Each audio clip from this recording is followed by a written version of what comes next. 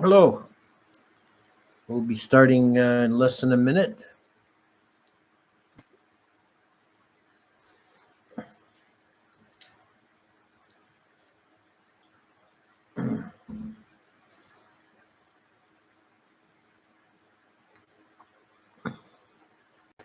Make sure everything is up and running here. The chat is working. Let me know in the chat if there's any audio issues. I'm still working on that. Okay. Namo tassa bhagavato arahato sama sambuddhassa. Namo tassa bhagavato arahato sama sambuddhassa. Namo tassa bhagavato arahato sama sambuddhassa. So today we're up to the 9th samyojana. The samyojana are the defilements that bind us to samsara, and they are broken successively with the 4 stages of enlightenment. And the last 5 are called the higher fetters or the deeper fetters, and they are the ones that are still remaining to an anagami.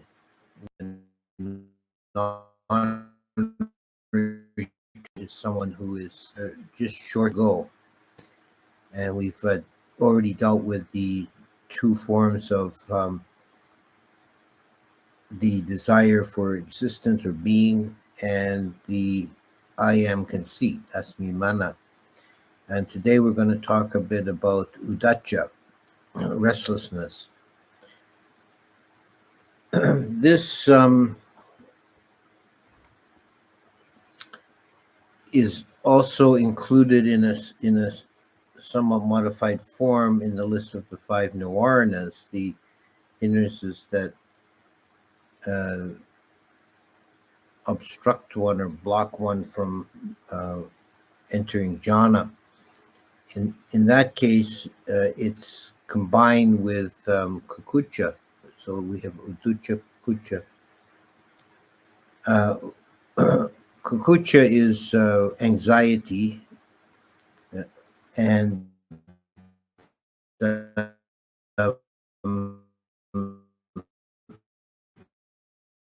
is restless. Be at peace in the present moment. It manifests as a kind of twitchiness of body and mind. The mind can become bored and looking for amusement or diversion, and it can be manifested in the body as a difficulty in remaining still. It can actually be felt as a twitchiness in the limbs or in the back, etc.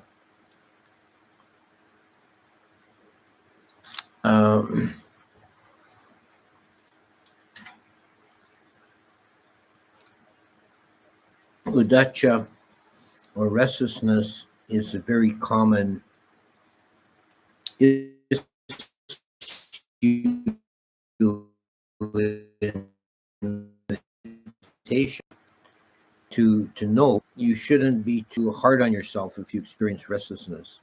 You won't be completely free of restlessness until you reach the stage of anagami. So for most of us, that may be a ways in the future. But there's that's no excuse for not attempting to diminish this defilement and to get past restlessness. When our meditation is not going well, it's almost always in one of 2 directions, either dullness and sleepiness or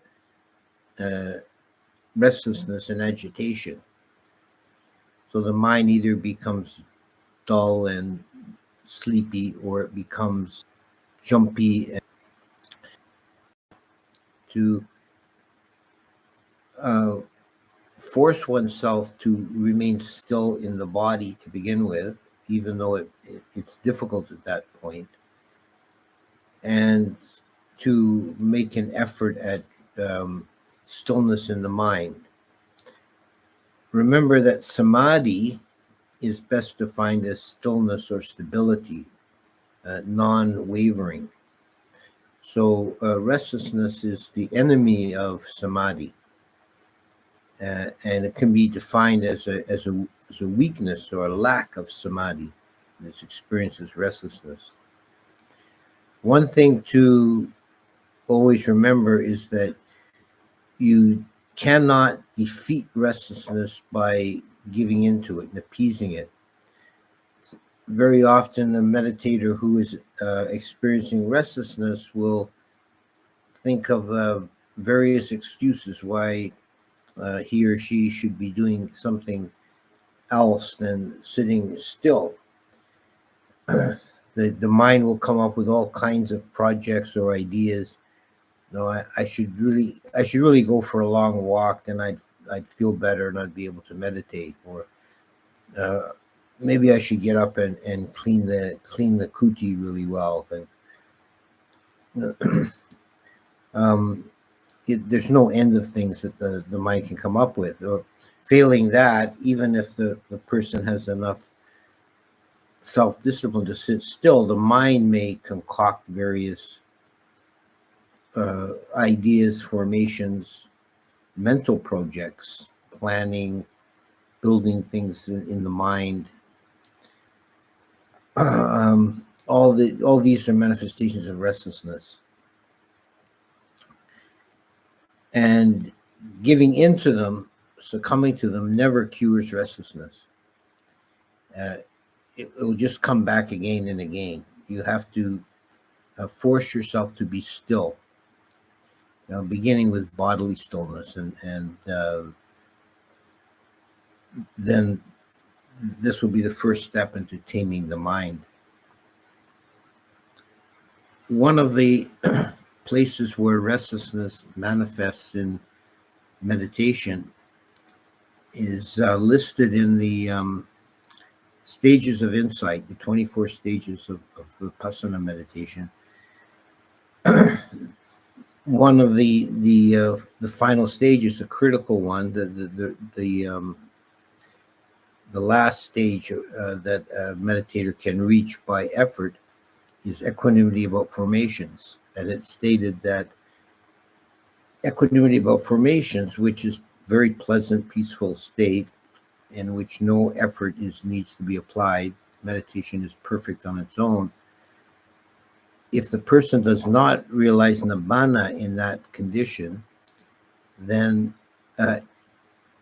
he will only remain in that state for a few hours at best, and then fall back into the previous stage, which is called reobservation of phenomena, which is marked by restlessness. The defilement of restlessness comes to the fore at that time. So the advice there is the same as I previously stated, to overcome it by stillness. And then one can get back more quickly into equanimity about formations.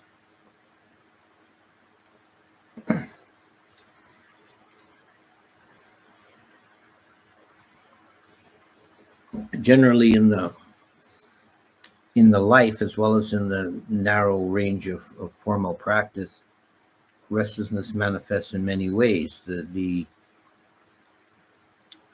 agitation of the mind for new experiences, or for diversion, for amusement, the inability to just be present with what is.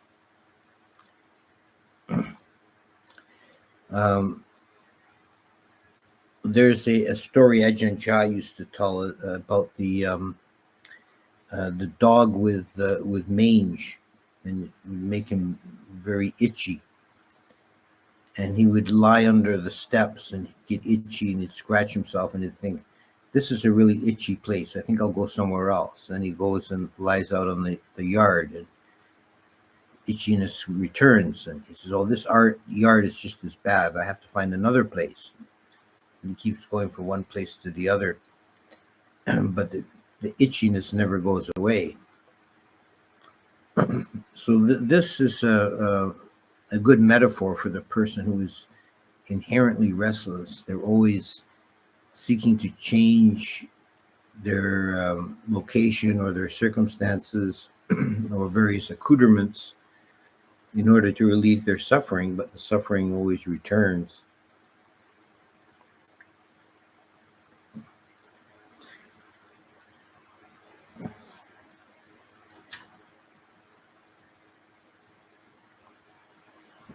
The opposite of being restless is being at peace, being still, being content. And this is a very wonderful state of mind, if you can find it, to just be present in the present moment and content with what is, and not be always seeking to divert oneself. At a very deep level, this is the nature of samsaric existence, is the mind seeking an object and taking an object and being dissatisfied and then taking another object. So this impulse of restlessness, of discontent, is baked right into the deepest fabric of our psyche, and is at the root of our predicament in samsara.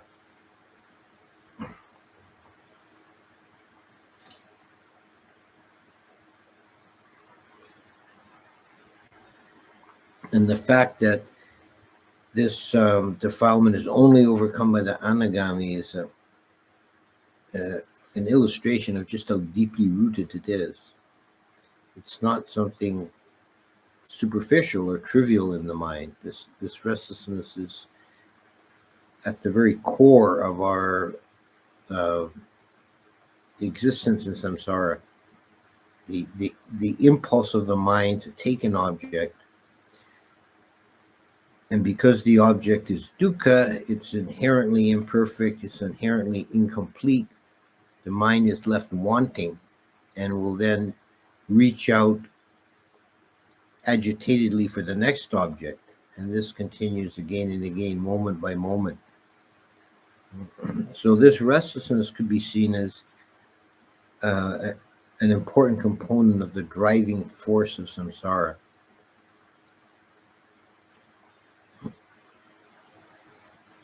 And it's at the root of our conditioned existence. It's at the root of our suffering. So it's something to watch out for and to recognize in yourself. This is restlessness. And to realize you don't have to give in to restlessness. You don't have to follow its promptings, because your mange will be just as itchy under the steps as in the yard.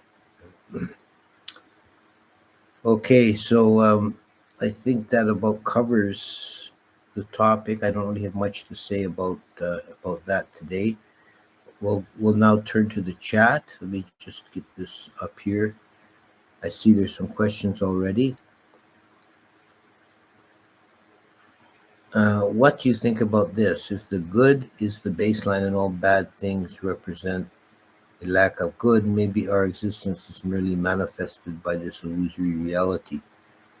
And the closer we get to excellent karma, the more we access the wisdom of good. However, normally beings can never reach to 0% due to wrong views, and the cycles are perpetuated. That is until you finally discover that insight to let you discard your karma forever. Now that's a way of formulating our situation in samsara. I'm a little, not to say that your understanding is really wrong, but I'm a little cautious about the phrasing of things as good and bad.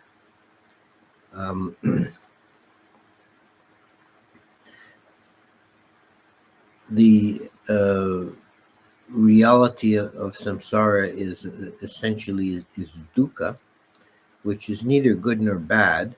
It's imperfect or incomplete, unsatisfying, and realizing that is what can overcome the impulse to keep taking objects.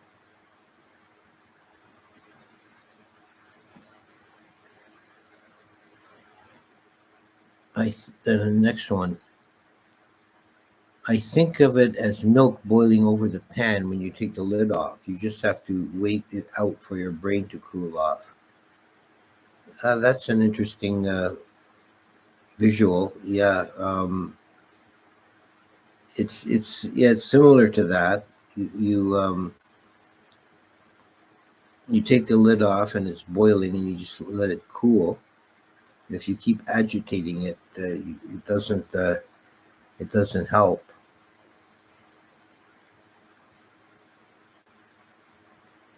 Question. I believe that the prisons where there are lots of seclusion for inmates really makes them change. Is the body seclusion why we wake in meditation what also makes us change? Yeah, it is the first step.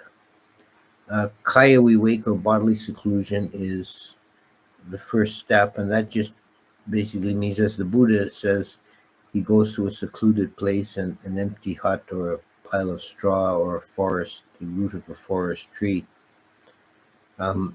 So basically, it's getting it physically away from distraction, which might even just mean closing the door to your room and turning off all the electronics, and just sitting quietly in your room. This is Kaya wake.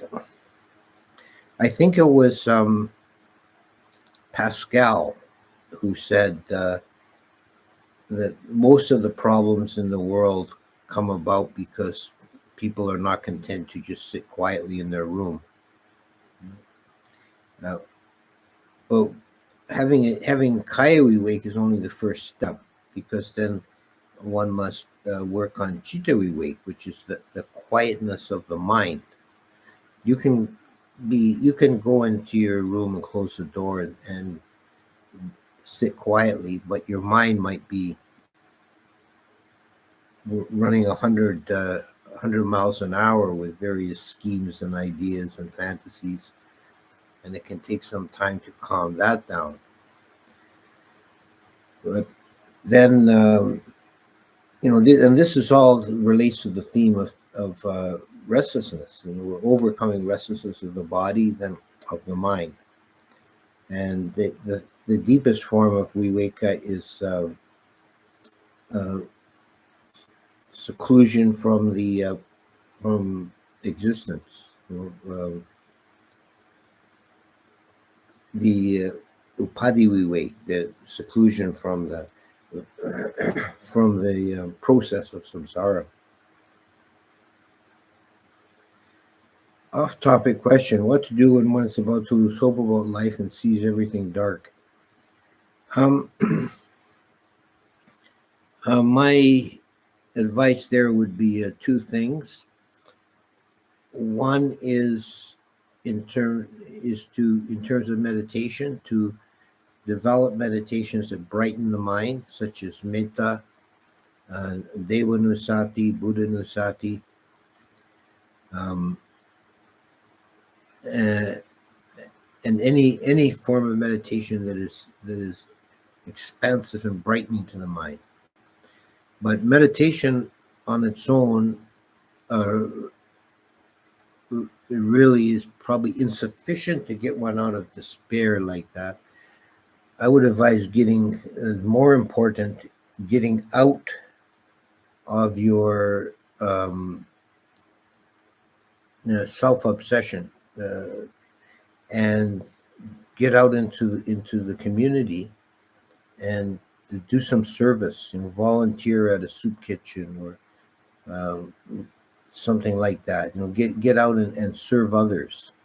That's a real way of overcoming despair. Just being active, by itself is useful. Physical exercise, but it's even more effective if it involves service to others. Do you think Mahayana practice leads to enlightenment? Um, I think that it could. They do define the goal somewhat differently, but a lot of their practices are based on the same principles as our practices. So I don't see anything really inherently wrong with it. Next question. I was told in this area of the rainforest in South America are 500 deaths and a few ghost stories. Do ghosts know they are dead or the death of the person who was? That's an interesting question. There's quite a bit of lore about petas or ghosts in the commentaries. There's actually very little about it in the actual sutta texts. And there are more stories about ghosts in Buddhist countries. You hear a lot about ghosts in Thailand. And one thing that is a common theme is that very often, maybe not always, but very often, they don't know that they're actually dead. And I see the existence as a peta or a ghost as essentially an incomplete rebirth process. The person has become stalled. They're which often comes from extreme attachment to this existence. So someone might be really attached to their house, their home, and when they die, they can't give it up, and they remain as on the shadow, a shade of their former self, haunting the house. But they can't. But it's a very unhappy existence because while they have all the desires of a flesh body human, they can't satisfy any of those desires. So often a symbol of ghostly existence is hunger and thirst. And a common visual representation in Buddhist art is a being with a very large belly and a very small, very thin neck and a pinpoint mouth. So they have great hunger, but they can't satisfy it. The inability to satisfy it.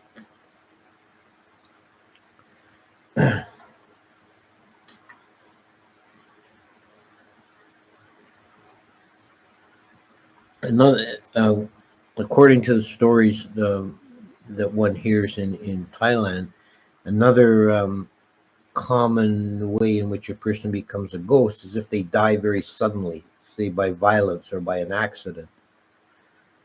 So they haven't had time to even realize that they're dying. They're just all of a sudden dead.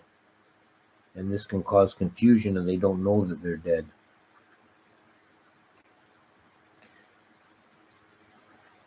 The next one. When when restlessness is too strong, what is the first step to slow down the mind and find some contentment in solitude?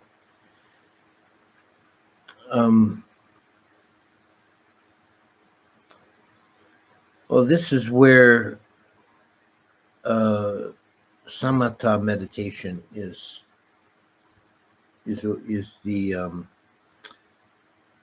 thing that's needed to develop samadhi, to settle the mind on an object. And it might be, if the mind is very restless, it may be difficult to settle the mind on a very simple object like the breath in its basic form.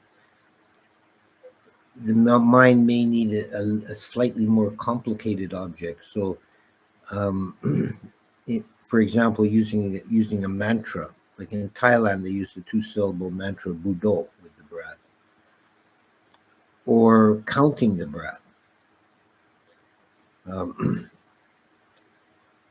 or doing another really good one is doing walking meditation on the 4 elements. So that lifting the foot from the floor is fire, moving it forward is air, settling it down is water, and pressing it into the ground is earth. So that gives the mind that the sankharas are busy keeping track of the either the counting or the elements in the walking. And then when the mind is more settled, you can go back to a more simple object. Advice on how to endure the dukkha.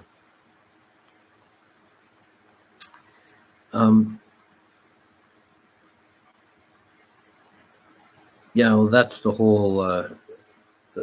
That's a very big question. I mean, that's the whole of Buddhist practice is seeing the dukkha, knowing the dukkha, but then we shouldn't be satisfied with just enduring it.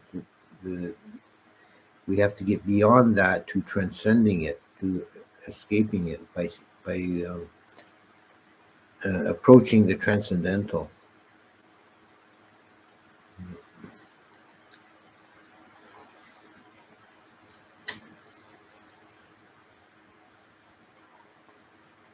Now, the first step is to know the dukkha, to see it and know it, not be fooled by it.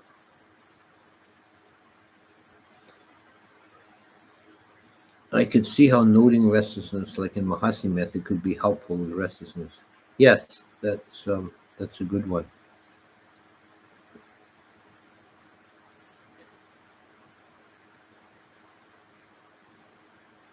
Question: the Buddha gave analogy of being a slave for restlessness, but I don't get used to that. I prefer to take that analogy for kamachanda.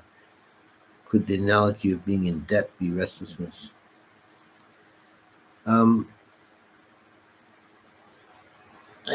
Yeah, well, those are very similar sort of states, being in debt and being a slave. They're kind of similar, but I think the Buddha's point was kamachanda, which is sensual desire, is like being in debt. You've got to pay the debt. You owe your sense desire, so you have to keep paying interest on that desire, and it never paid off. Whereas being a slave is being subject to another's orders.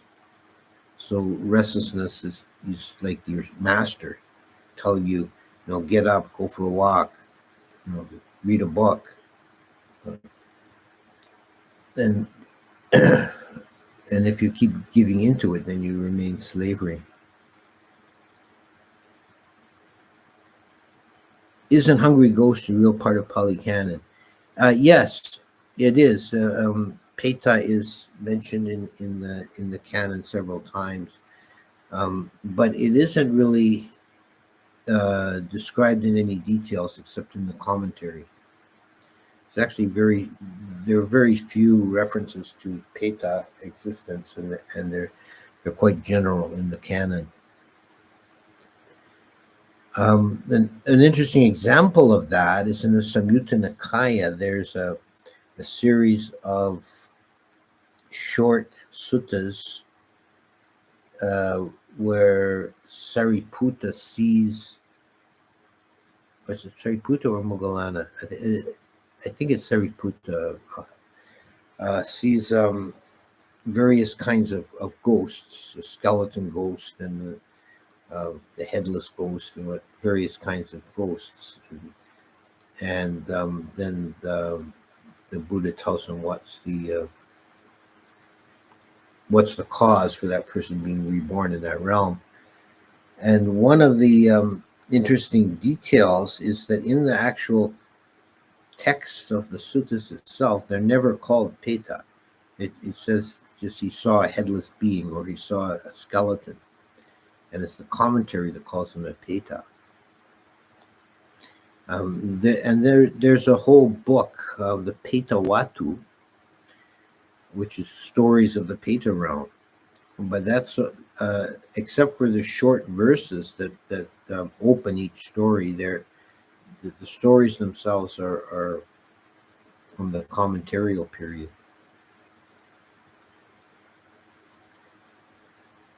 Off topic. I have a wife and children. My relationship is good, but I've long desired to become a monk.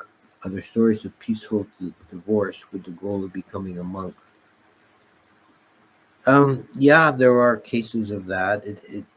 It really depends on your partner, whether she's on the same wavelength.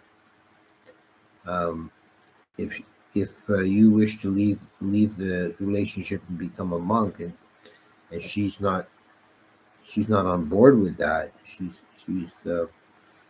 still attached to the relationship, then that's going to be difficult, and may not be the wisest course. It may be better to stay in the relationship for the sake of the family and peace.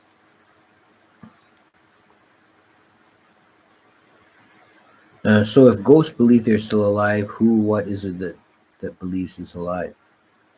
I'm not sure I understand that. It's the ghost themselves that they're confused, so they believe they're still alive.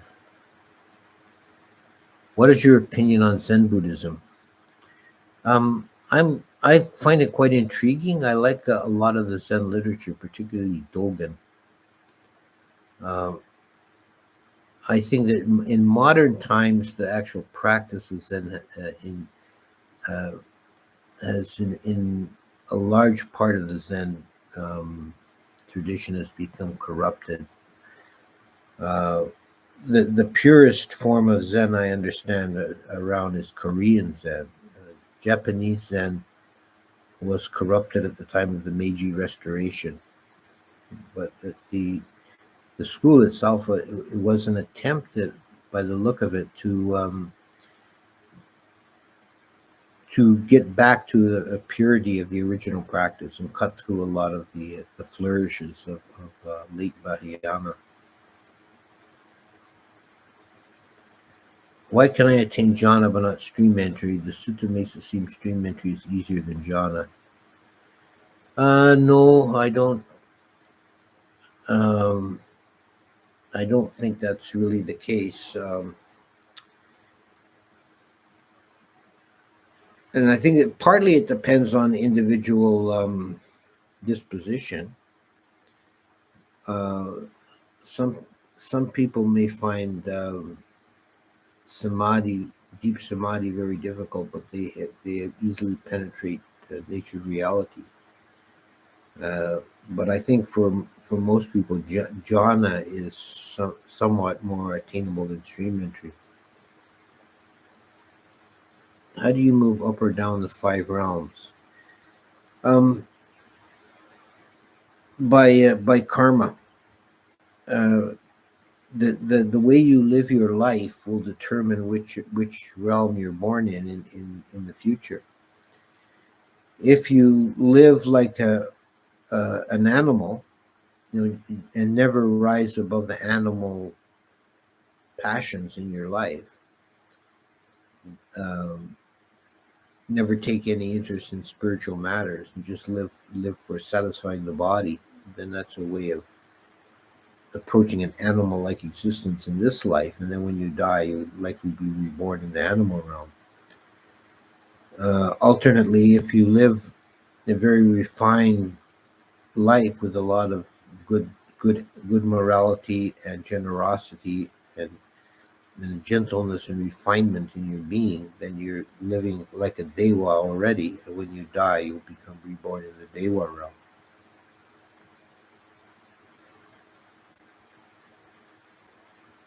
Is there any connection between restlessness and sexual desire? Sometimes I feel that boredom is a door through which desire can enter. Yeah, I think that's a very astute observation. Um, if the mind is bored, then it's looking for something to stimulate it.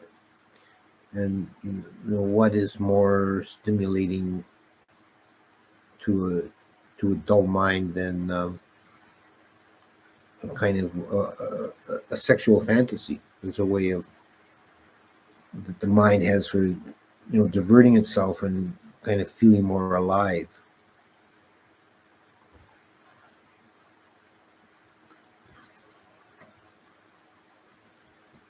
Okay, so I think we'll stop there. Well, the going is good. The audio hasn't crapped out this time. Um, we'll see if next week will be the last of this series, and we'll be talking about ignorance, avijja. So, leave it at that.